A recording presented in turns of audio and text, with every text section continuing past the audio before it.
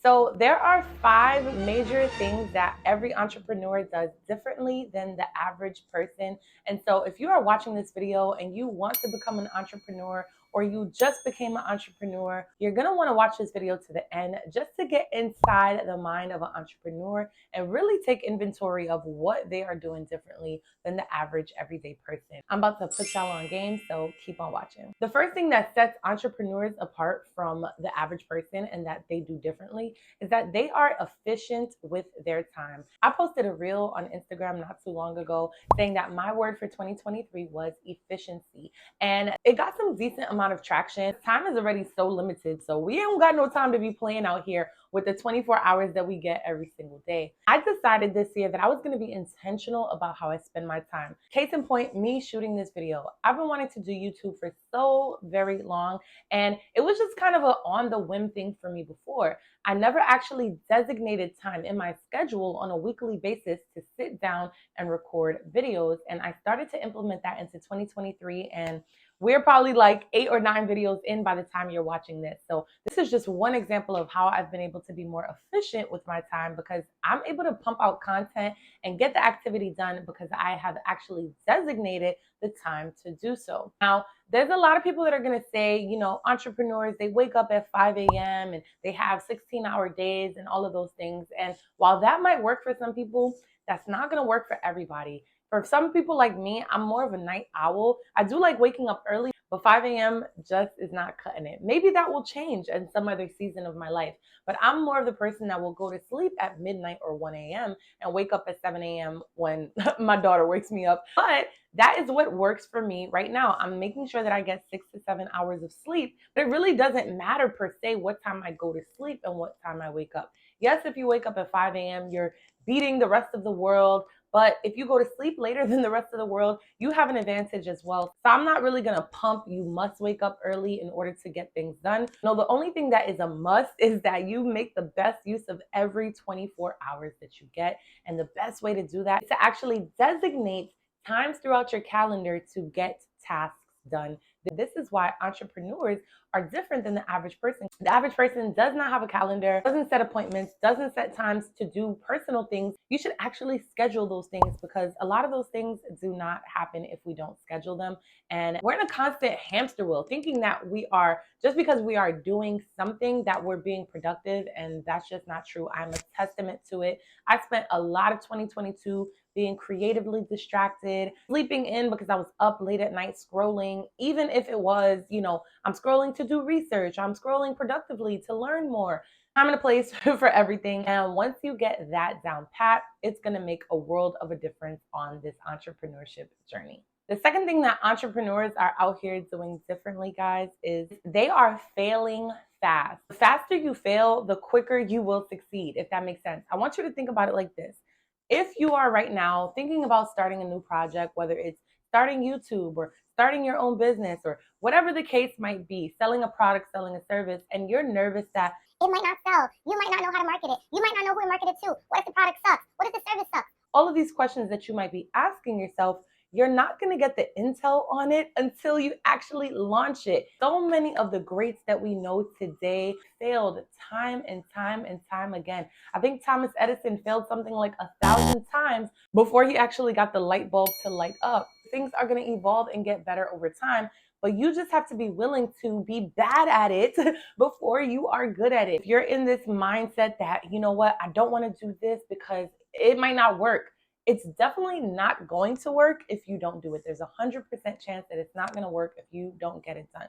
I'll give you a perfect example. If you're thinking right now you want to start growing your presence online, let's use YouTube as an even more specific example. If you post one video, you don't get much traction. You post 2 videos, you don't get much traction. After 2 videos, you say, oh, this is not going to work. Nobody's seeing me. Nobody's finding me. Nobody's engaging with my content. Peace. I'm out. What's going to end up happening to you is you're never going to reach your goal of 1,000 subscribers or 10,000 subscribers, whatever your specific goal might be. You're not going to get there because you did not give yourself enough of a chance to get the feedback, to get the intel, to get the insight that you need to see what works and what doesn't work. In fact, I'm so new in my YouTube journey that there are certain analytics that are not even available to me yet because I just don't have enough information for YouTube to piece it together. That is a telltale sign that I need to stick around and do a little bit more work, fail fast, and get some intel into what I can do better so that I can continue to grow. So if you're scared to fail right now, you gotta shed that old skin, and you gotta be okay knowing that it's not gonna work out the first time. On the same topic of YouTube, go to any YouTuber that you rock with that has like 500,000, a million plus subscribers. Go back to their first video and just take inventory of the lighting was probably traca, audio terrible. All of these things were not up to par, but guess what they did? They kept on going. They started when they weren't even ready so that they could build the awareness that they need about what needs to change, and they can go ahead and implement those changes and be better. So failing fast is the second thing that entrepreneurs do, and that is what sets them apart from the average person that is just scared to fail. Moving swiftly along, the third thing that every entrepreneur does that the average person is not willing to do is upgrade their programming. Our minds are a computer, and one of the main pillars of my channel is mindset. And I talk about mindset because mindset is everything, and quite literally everything is a mindset. Any industry that I've been a part of, any environment that I've been in, what sets the most successful person in the room apart from the least successful person is not their talent, it's not their age, it's not their gender, it's their mindset. How are they thinking? How are they viewing the world? And your mind is a computer, right? And we're always in touch with computers. We're using our laptops, we're using our phones. And did you notice that every 30 days or so, you're getting a message popping up saying that an update is available, an update is available, iOS version 237.205 is available? Why is that? Because they know that as time goes on, the software is going to be unsupported in certain capacities. So they have to update and upgrade certain aspects of the software and even the hardware so that they can get the most optimal performance. So the same applies for you and your mind. If you're not updating your programming, if you're not updating the way you think, the way you view the world, the way you operate, the way you do certain things, then you are really going to be behind the eight ball of the person that is paying for seminars, paying for classes and courses, investing in their mental health, investing in learning a new skill, doing the personal self-development, reading the books, listening to the audios, all of these other things that are going to give them that winning edge against the average person that thinks they're at their pinnacle and that there's no room for growth, no room for updating. I remember when I first started my entrepreneurship journey, a lot of the scripts, a lot of the mindset that I had was that I can't, or that's too big, or I'm never going to be able to build that thing to that level, or that goal is too high, it's too aggressive, it's too much of a reach. But now when I'm talking, when I'm writing down my goals, I set them high because I know that when I'm writing down my goals, my thinking and my mindset is so different now, and I can actually aim for those higher goals because I know that I'm going to put in the work, yes, because I know that I have the talent, absolutely. But the only reason I'm able to say that now is because I actually did the work to upgrade my programming, read certain books, get around certain people that just weren't negative. All of the things that were going to factor into me just having a new lens and a new vantage point in how I look at life, how I look at myself, how I look at the opportunities I come across. And none of that could have been possible if I had the same program that I had 5, 10 years ago. So you must always be ready and willing to upgrade your programming. The fourth thing that entrepreneurs do that the average person won't is that they outsource and delegate. If you're someone that wants to do everything yourself, if you're the sole proprietor, the only way that you're receiving income is through you, you're not getting any other help, there's no model in place that is going to create a system where your operations do not start and finish with you, you're going to be really hard pressed to scale and to make a passive income. There's a difference between being self-employed and being a business owner slash entrepreneur. And if you're self-employed right now, that's all good because you do have that flexibility that maybe the regular employee doesn't have, but you're not that flexible because you're the only person. So an entrepreneur truly understands that system stands for save yourself time, energy, and money. And how are you going to do that? By delegating, by outsourcing, by trusting other people to be a part of your operation and knowing that maybe they might not be able to do it the way you can. I get it. But maybe they will. And when you can actually relinquish some of that control and start trusting other people to do the things that you can do, but they also can do, you can free up some of your time to get a lot more things done. And number 5, last but most certainly not least, is entrepreneurs make decisions and commitments. In the book Think and Grow Rich by Napoleon Hill, there's a whole chapter there about decisions. The problem with a lot of people is that they want to dip their toes in. They want to read 10 pages of a book, see how they like it. They want to take the free trial version of a course, see what it's hitting for, but they never go all in and decide that this is definitely, absolutely 100% what they want to do. I want you to think about all the luxuries that we have in this world today. There was a time where people could not go from one continent to the next. And if they did, it was going to take way, way, way too long because there was no efficient mode of transportation for doing so.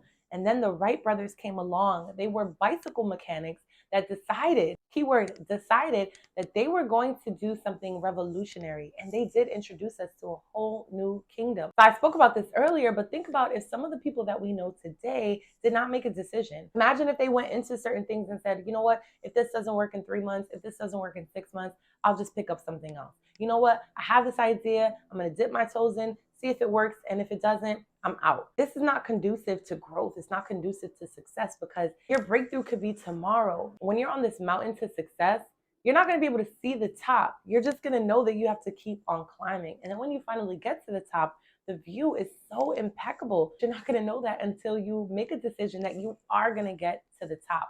Not that you're going to stop when you get tired. Not that you're going to stop if your mom says it's a stupid idea. Not that you're going to stop if people start laughing at you, if nobody's buying from you, if nobody's viewing your content.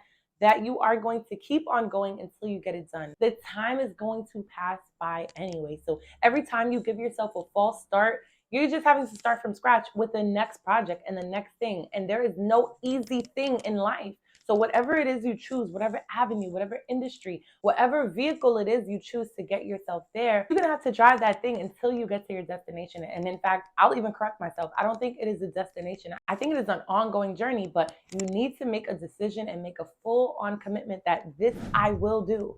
And that nothing is going to stop me, no circumstance, no opinion of other people, and I'm going to get it done. And I promise you, whatever that thing is, you can and absolutely will accomplish it if you make a decision to do so. If you made it all the way through to this point in the video, I just want to tell you that you are already set apart from the average person because you made a commitment to even watch this video and watch it all the way through. I remember from the age of like 20, 21, I wanted to start a YouTube. I knew that I had certain gifts and talents I could share, but I just never took action. And there came a point in time where I literally just made a decision that, you know what, I am going to be lit in this YouTube space, not because of the clout, not because of the money, but because of the impact that I know that I can create. And there's no way I'm going to be able to do that if I don't actually create the content and press the record button. And so I made a decision a couple of months ago that I was going to be serious about this. And I really can't wait for you guys to come along on this journey with me and witness my growth, because that is going to be a testimony and a testament to the fact that it will work. It will work if you work. And entrepreneurship is tough. It's not easy. Obviously, if it was, everybody would be doing it, but it's not just that, right? It's the fact that it's meant to build character. It's meant to test you. It's meant to create a story that other people can relate to. So if everything was just easy and linear and the growth just went like that and you didn't have any pullbacks or any tough moments, then you're not really going to have the same level of gratitude and awareness that it takes to actually see this through. Just understand that this journey is not going to be easy, but it absolutely is going to be worth it. And that once you start to implement these 5 things that I just shared with you, you are well on your way to being that successful entrepreneur that you want to be. So I'm rooting for you guys. If you like content like this, go ahead and hit the subscribe button, like this video, and leave a comment. Where are you at in your entrepreneurship journey? And where would you like to be a year from today? If you were going to watch this video a year from today and go back to your comment, where would you like to see yourself be? Make sure you have your post notifications on for the next time I upload a video. And I'll see you guys in the next one.